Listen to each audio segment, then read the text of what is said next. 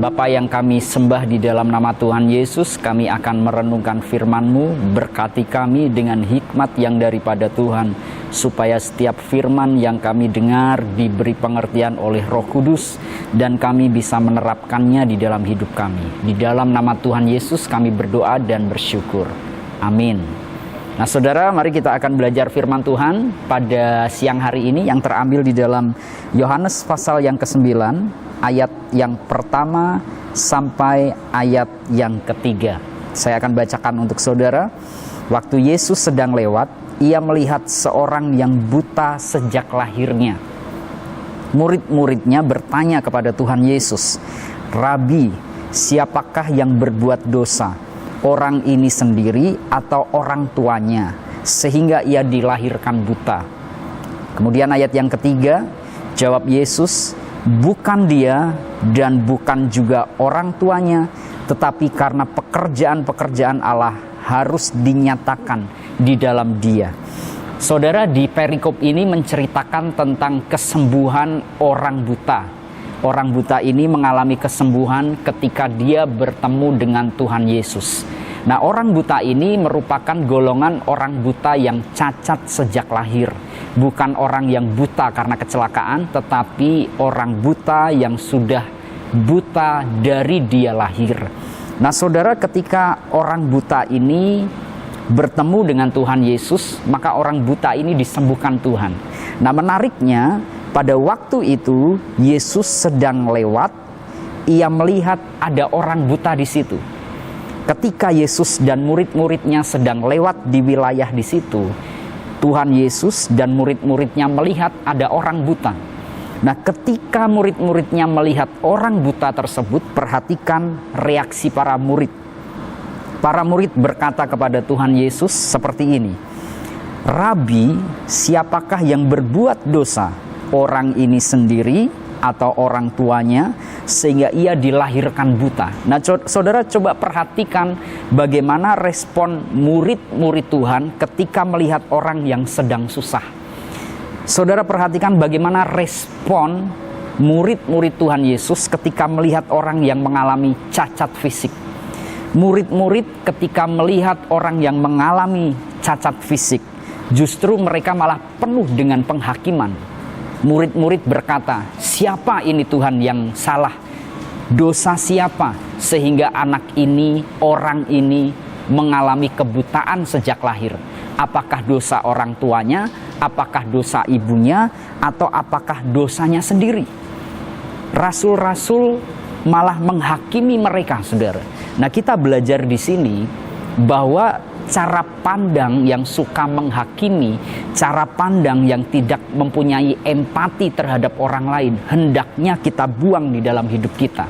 Nah, perhatikan kalau reaksi para murid penuh dengan penghakiman terhadap orang lain, perhatikan reaksi Tuhan Yesus.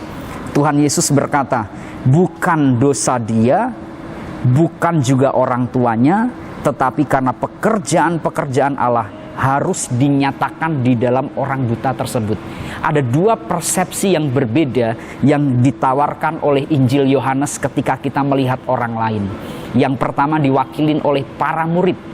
Mereka penuh penghakiman, mereka tidak berempati, mereka tidak menolong, tapi justru menghakimi secara teologis.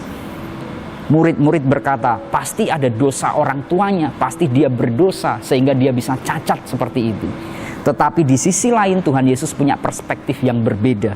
Tuhan Yesus berkata, bukan dosa dia, bukan dosa orang tuanya, melainkan pekerjaan Allah harus dinyatakan di dalam orang tersebut.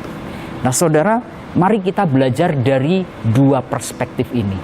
Perspektif pertama yang diwakili oleh murid-murid suka menghakimi, mari kita buang di dalam hidup kita.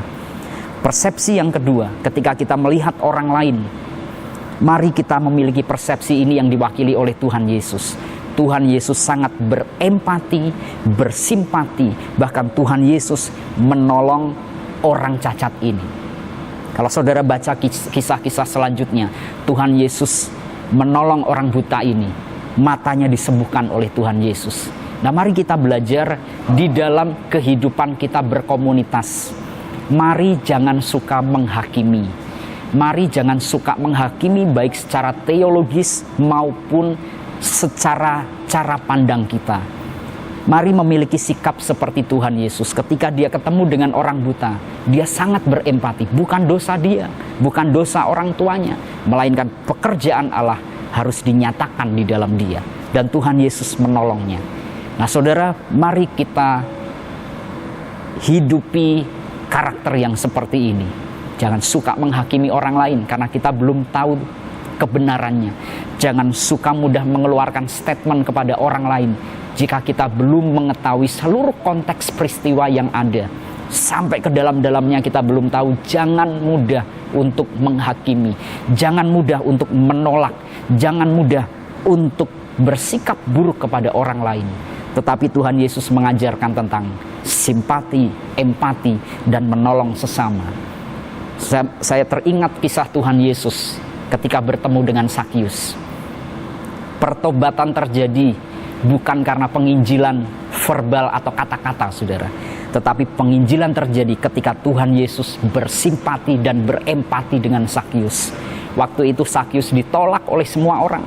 Orang-orang elit agama menolak Sakyus. Orang-orang Yahudi menolak Sakyus.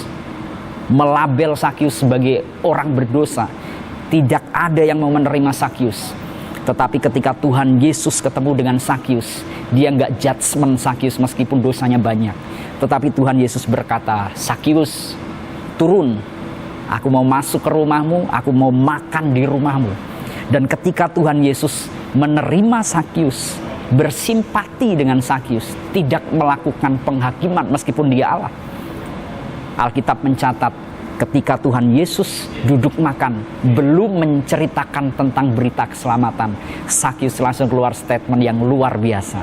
Sakyus berkata, Tuhan, setengah dari milikku akan kukembalikan kepada orang miskin. Dan kalau aku memungut pajak lagi, aku kembalikan 4 kali lipat. Dan pertobatan terjadi.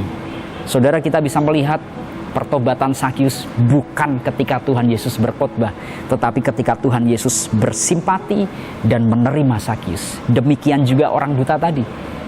Orang lain menghakimi dia karena kondisinya. Orang lain menolak dia, tetapi Tuhan Yesus menerima dia. Kita belajar, mari dengan sesama kita. Ketidakcocokan itu wajar, tetapi jangan sampai kita menghakimi dan menolak orang-orang di sekitar kita. Mari kita wujudkan ini di dalam relasi kita, sehingga kita punya relasi yang sehat dengan sesama kita. Jangan gampang menghakimi, dan mari kita belajar untuk bersimpati, berempati, dan menolong rekan-rekan kita, sesama kita yang membutuhkan pertolongan. Tuhan Yesus memberkati. Mari kita berdoa.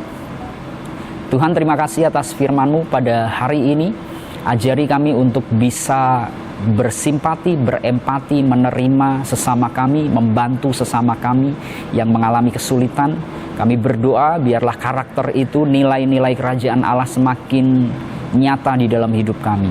Meteraikan firman-Mu di dalam hati kami dan berkatilah aktivitas setiap jemaat-Mu yang siang hari ini sedang melakukan pekerjaannya. Keberhasilan dan keberuntungan menyertai setiap tangan seluruh jemaat-jemaat-Mu. Terima kasih Bapa, di dalam nama Tuhan Yesus kami berdoa dan bersyukur. Amin.